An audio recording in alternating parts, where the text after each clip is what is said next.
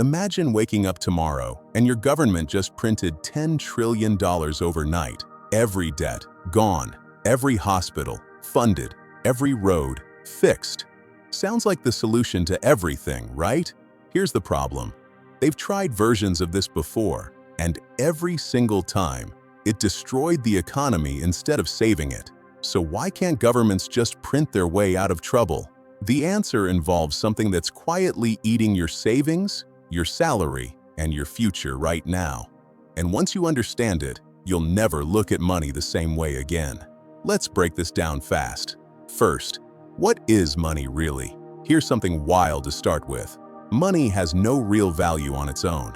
A $20 bill is just a piece of paper. It's worth $20 because everyone agrees it is. That's it. The entire financial system runs on collective trust. Think of it like this. Imagine you and your friends invent a game where bottle caps are currency. One bottle cap buys one sandwich. Everyone agrees. The system works. Now imagine someone shows up with a garbage bag full of bottle caps they made last night. Suddenly, your one cap sandwich costs 20 caps. Your savings just got wiped out. You didn't lose a single cap, but your caps buy less. That's exactly how money printing works in real life. Second, what actually happens when you print more money? This sounds simple. It isn't. When a government prints more money, it increases the supply of money in the economy, but the amount of actual stuff in the economy, food, cars, houses, services, doesn't increase at the same speed. So now you have more money chasing the same amount of goods. Sellers notice, they raise prices, and just like that, your money buys less than it did yesterday. This is called inflation. And inflation is basically a hidden tax on everyone who holds cash. Here's where it gets interesting. You didn't do anything wrong. You worked hard. You saved your money. But the purchasing power of that money just quietly shrank without anyone sending you a bill. Most people never realize this is happening until it's already hit them. Third, the government's printing press isn't what you think it is. Okay, quick clarification. Governments don't actually just fire up a machine and print cash whenever they want. In most countries, the central bank controls the money supply. In the US, that's the Federal Reserve. In the UK, it's the Bank of England. These institutions are technically independent from the government. At least, they're supposed to be. The government can influence monetary policy, but it can't just call up the Fed on a Tuesday and say, "Print us $1 trillion." There are checks and systems in place. In theory, in practice, the lines get blurry, especially during crises. During COVID, the US money supply grew by about 40% in 2 years. We didn't call it printing money. We called it quantitative easing, but the effect, strikingly similar. And then inflation hit a 40-year high. Coincidence? You already know the answer.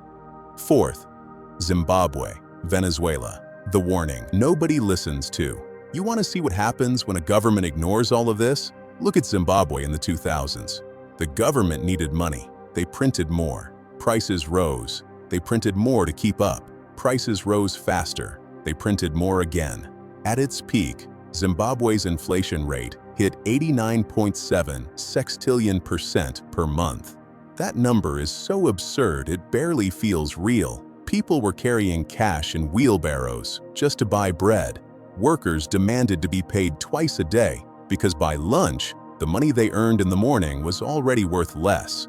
The government printed a $100 trillion bill. It bought 3 eggs. Venezuela went through something similar more recently. A country sitting on some of the largest oil reserves in the world ended up with shelves empty and citizens fleeing by the millions. And this is the part nobody talks about. Hyperinflation doesn't just hurt the economy, it destroys the social fabric. Trust collapses, businesses close, life savings evaporate overnight. Printing unlimited money doesn't create wealth, it destroys it. Fifth, but wait, what about the US? They print tons of money. Here's where most people get confused.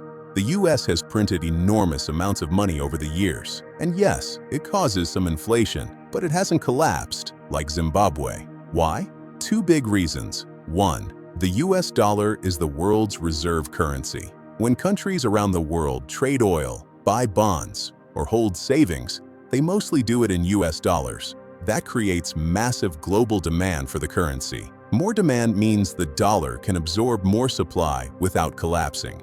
2. The US economy is enormous and highly productive. There's a lot of real value backing the currency: goods, services, technology, military, institutions. But here's the honest truth. Even the US isn't immune. The more dollars printed, the more that trust gets tested. And trust, once broken, is almost impossible to rebuild. The US gets more runway than most. It doesn't get a free pass forever. 6th, so what's the real limit? Alright, so if printing unlimited money is so dangerous, why do governments ever do it at all? Because in a crisis, it's tempting. Incredibly tempting. Think about it from a politician's perspective.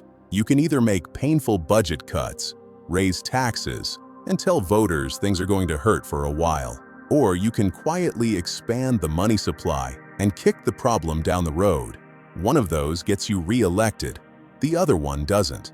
The real limit on printing money isn't a law. It isn't a machine running out of paper. It's trust. The moment people stop believing that money holds its value, they stop using it. They rush to convert it into real assets: gold, property, foreign currency, anything but cash. Once that panic starts, it's almost impossible to stop. The value of the currency craters, and the government finds itself in a nightmare it created by trying to take the easy way out. 7th, what does this mean for your money?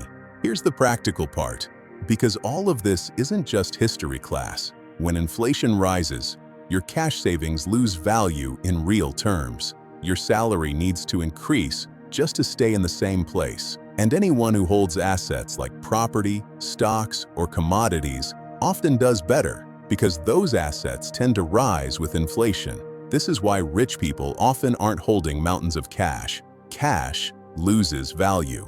Assets hold it. Understanding money printing helps you understand why inflation happens, why central banks raise interest rates to fight it, why your grocery bill feels higher even when your paycheck doesn't, and why diversifying what you own actually matters.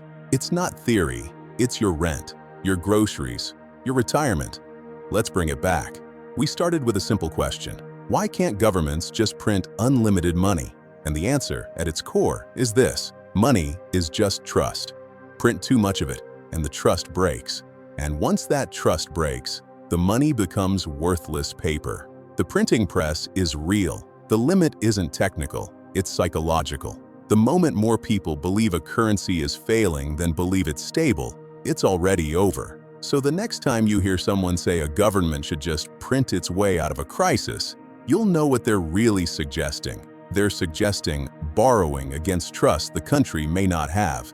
And here's something worth sitting with. With global debt at record highs and central banks still experimenting with monetary policy, we're all running an experiment with no guaranteed outcome. The question isn't whether printing money has consequences. We know it does. The real question is whether governments will have the discipline to stop before those consequences become irreversible. If you want to understand the financial forces that quietly shape your wealth, subscribe. We break down the concepts that most people never get taught, but everyone needs to know. New video every week, and it's always free.